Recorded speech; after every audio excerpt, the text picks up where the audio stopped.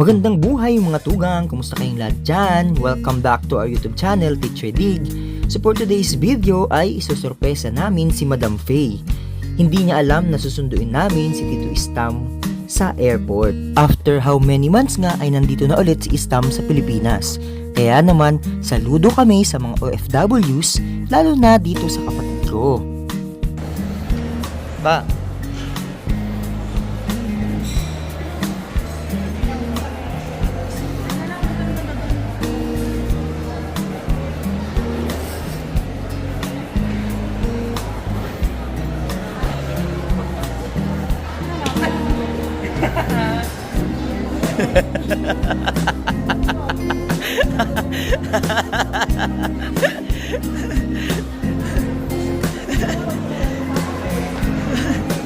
Sino yan?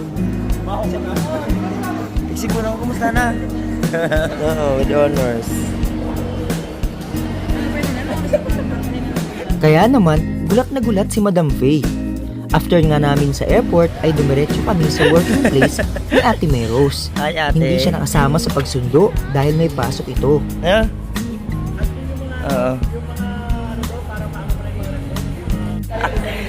May tita may ano pa. Grabe naman.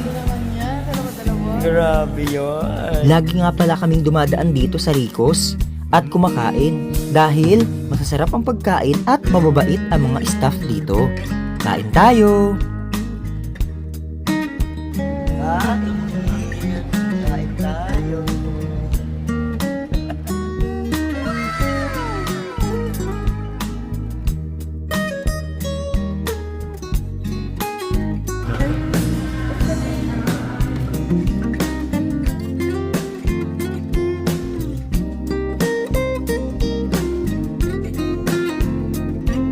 The next day.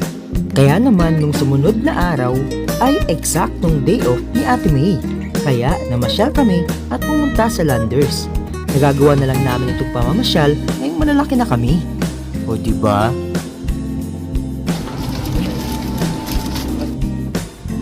Landers ang mga mayaman. Hello.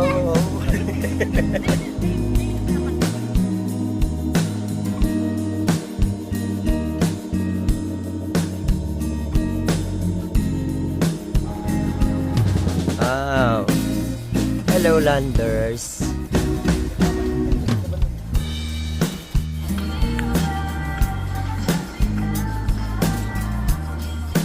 Yeah. Bidyan. Yan.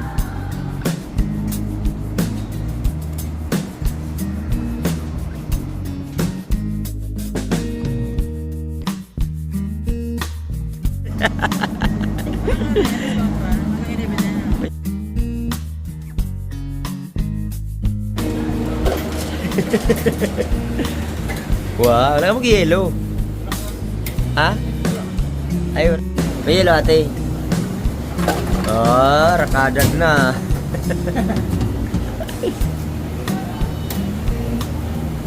Yes naman. Palanders na mga mayama.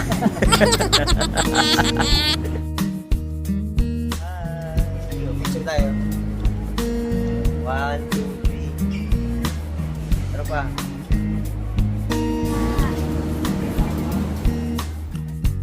At dahil nga napagod kami sa kalilibot, ay kumain muna kami. At syempre, hindi maaalis ang picture-picture.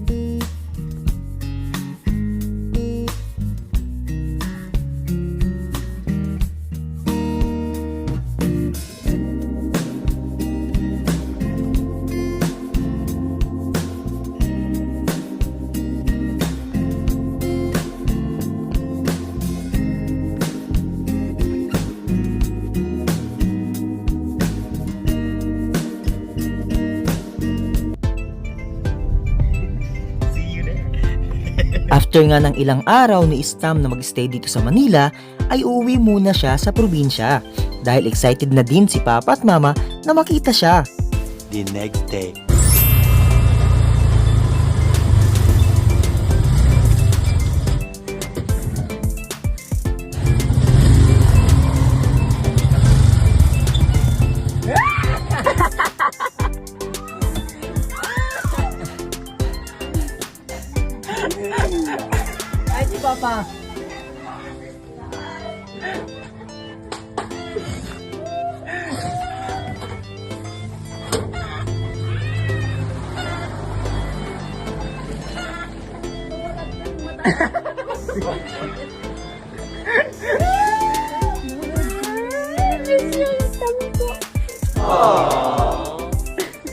Magmag o sapatos mo. Sapatos mo. Ay, wow! Kagayon! Kagayon ka pala. Ay, wow! Wow! Wow! Iyo kag-chat ko. Sabi ko na sa'yo mo, maabot niya si Stam. Tapos siya uno. Siya uno baga? Ang sarap talaga sa pakiramdam na makita silang masaya.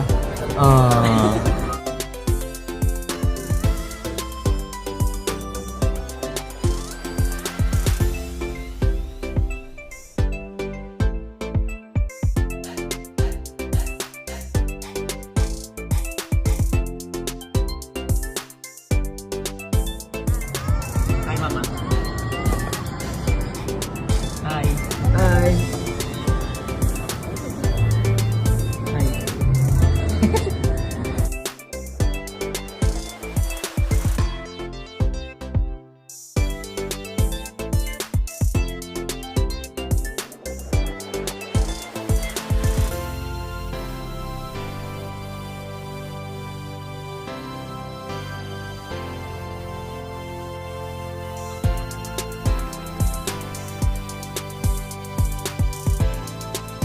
The next day.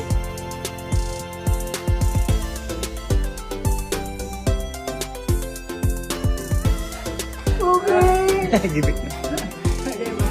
Pogi, pogi! Yung tinadarmak mo. Pogi!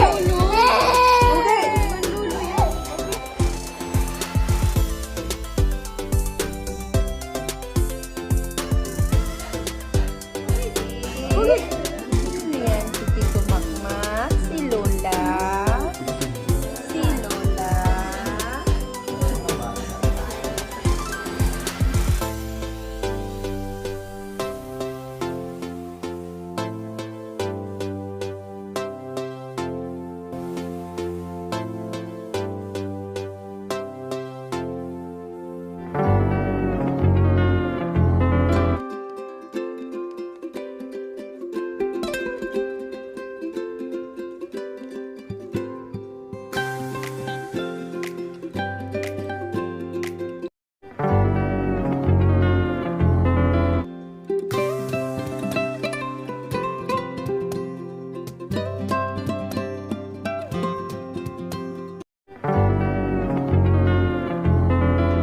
Ayun na nga. So after nga ng ilang months ng pag-stay ni Stam dito sa Pilipinas, ay it's time na mag-impake na ulit kami dahil mag-work na ulit siya.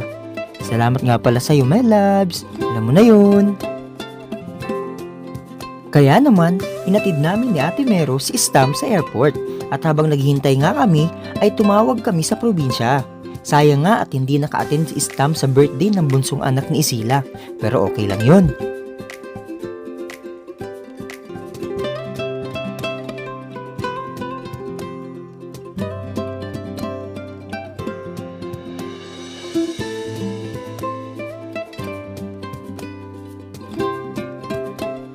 Many months later.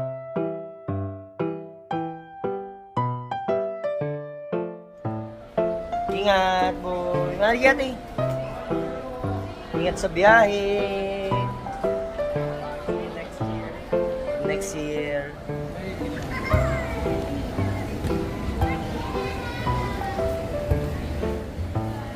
Ingat ah. Hindi ka mag-uka.